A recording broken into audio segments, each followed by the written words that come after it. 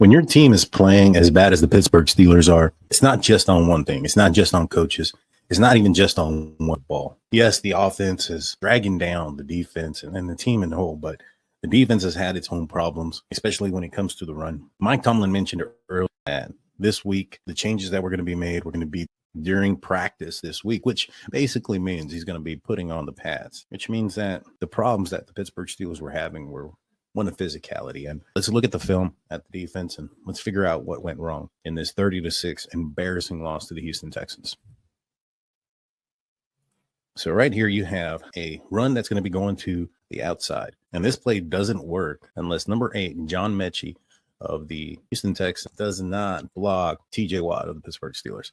It is a one-on-one block. If TJ Watt destroys this, he's got a good possibility of destroying the play. And there's the play. What are we looking at here? And then missed tackles. It's not being physical.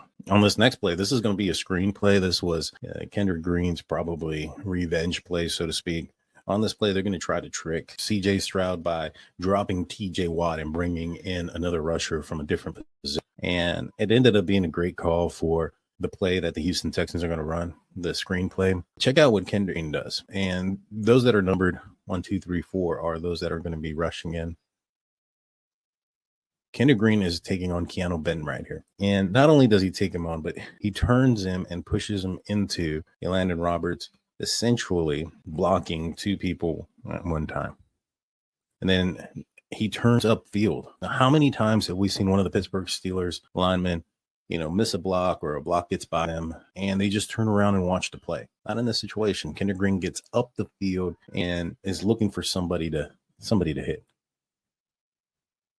And he finds Cole Holcomb, and he absolutely destroys him. But look at where he's at relative to the play. He's a couple of yards in front of the running back. One of the things that made Kendrick Green, in my opinion, attractive to the Pittsburgh Steelers was how athletic he was and his ability to block in space. There were many times during his rookie season that Kendrick Green really shined was when there were screen plays or the Steelers had him moving and getting out of just the line and getting out in open space and blocking down, meaning blocking smaller defenders. Look at that. He just totally knocks Cole Holcomb on his butt.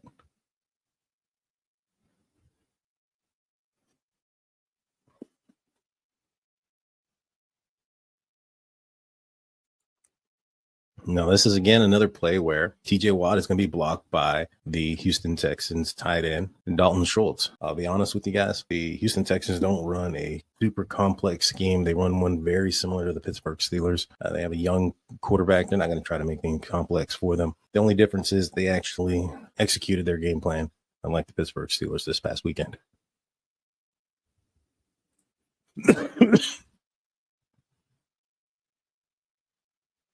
Just across the board, blocking being an issue.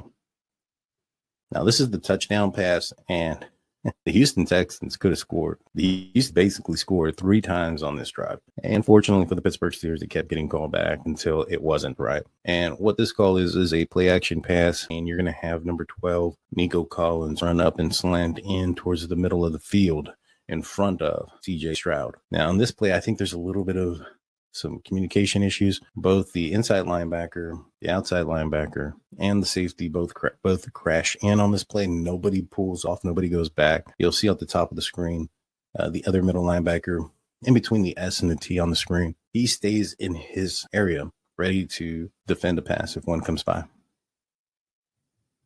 Everybody comes in, leaves Levi Wallace one-on-one on a slant with Nico Collins, and he's going to win that battle 9 out of 10 times. So as you can see right here, you have Minka Fitzpatrick and Elandon Roberts, number 50. Either they're calling out something or an adjustment. But to me, I think that as they both do the exact same thing and end up in the exact same spot, I think the miscommunication here.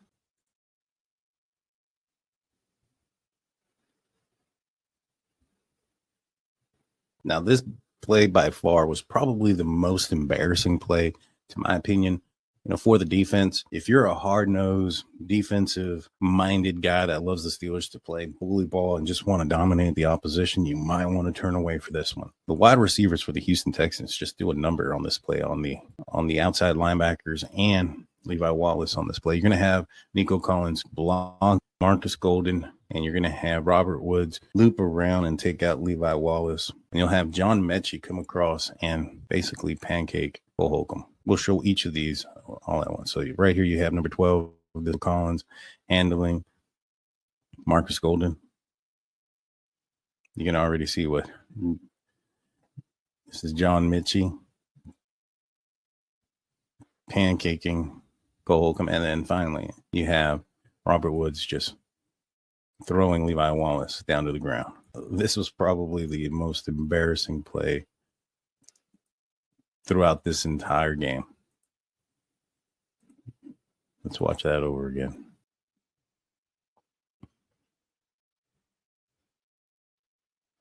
This is not Steelers defense.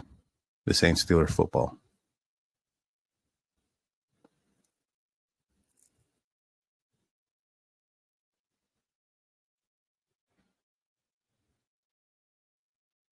Talk about getting dominated at every level. Embarrassing.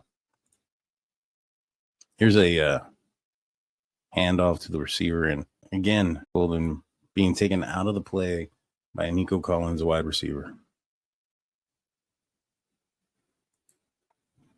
On this play here, you have cover 2 and man underneath. The safeties are going to split and go up high. The middle linebacker is going to be in charge of the tight end and just loses this battle.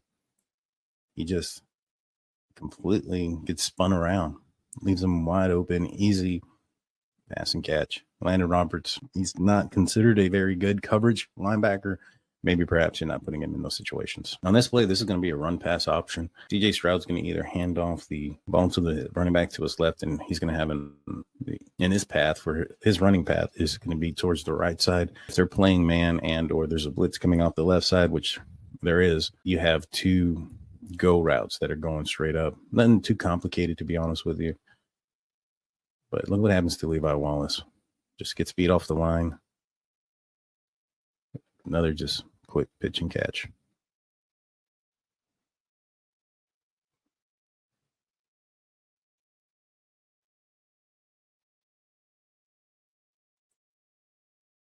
On this play, I'm not sure what Landon Roberts is doing. Appears that there's zone over top. I don't know where he thinks he's going.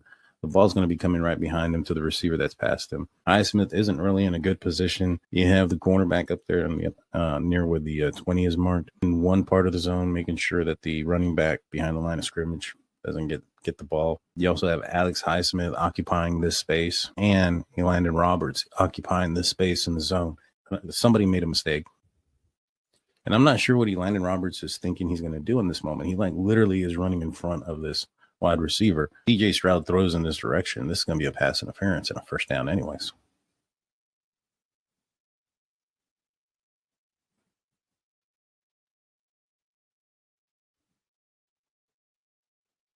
This is going to be Alex Highsmith getting his share of being blocked by a receiver.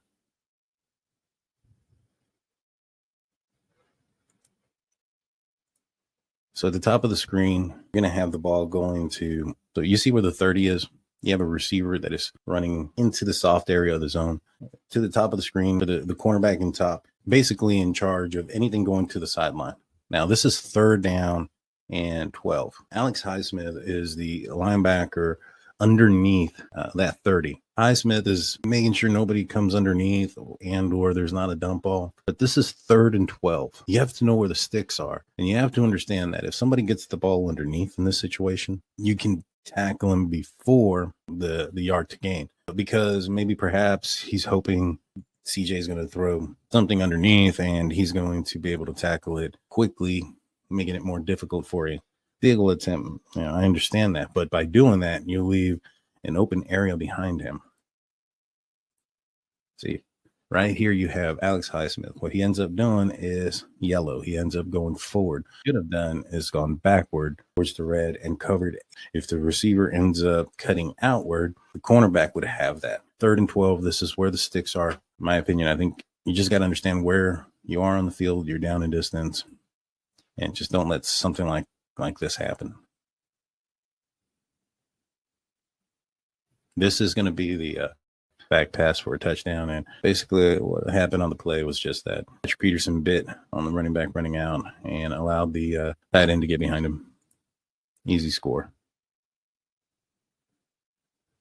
So on this play, you have like 2nd down and 15. I understand that you want to keep everything in front of you on this play, but it's not 3rd and 15. It's only 2nd down. And what's going to end up happening, there's going to play cover 6 and leave a big, huge opening in the zone for the Houston Texans to make up a lot of ground and get back much of the yards they lost on 1st down. So the reason why that it is cover 6 is because you're going to have basically essentially one side of the field being played cover 4 and the other side of the field being played as cover 2. So that's why it's called cover 6. And basically what that means when you play cover 4 is you're dividing the field in fourths, and one defensive back covers one side or 1/4 of the field and so on. When you're playing cover 6, or cover 2, you have one safety covering 1/2 of the field, other safety covering 1/2. So when you have cover 6, you have 2 safeties on one side, and on the other side, you have the one. In cover 3, the difference is the field is basically cut into thirds equally, and that's not the case in cover 6. Let's watch this. So here's the concept. Nothing too crazy. Everything's pretty simple, but because you have 3 defensive backs, 2 on this one side going so deep, you're going to end up having a receiver open up towards the sideline. Just not the right play for the situation, in my opinion. All right, this is, you're going to have on the bottom of the screen, man. You're going to have Patrick Peterson playing pressure against Nico Collins. And what he's going to do is he's going to go in towards the center of the field, go up, and then come back out. Now, this looks like cover 2, but it ends up turning into cover 1. And what ends up happening is Patrick Peterson is expecting help over the top. DeMonte Casey just kind of takes the wrong angle and the wrong pursuit. So as you can see, DeMonte Casey is the deep safety. He's watching the quarterback. Peterson is assuming that he has safety help here. The problem is DeMonte Casey opens up the wrong way. He opens up towards the opposing sideline versus turning inward and then coming out. And by him doing this turnaround, it allowed for more space between himself and the play that's happening. And there it is. Touchdown. 30-6, Pittsburgh Steelers loss. Embarrassing. Yes, we know why Mike Tomlin wants to put on the pads this week and why that's the adjustment that needs to be made, because in all honesty, it does. His team was playing very weak. This was not physical football for the Pittsburgh Steelers. They were getting manhandled. They got physically dominated in this game. We'll see if they're able to turn that around this week against the Baltimore Ravens. They're going to have to. This is an important game. You don't want to go into the bye on 2-game losing streak. You want to go into the bye with a win, with your heads high and confidence booming. With that being said, we'll be back next time. Make sure you hit that like, comment, and subscribe.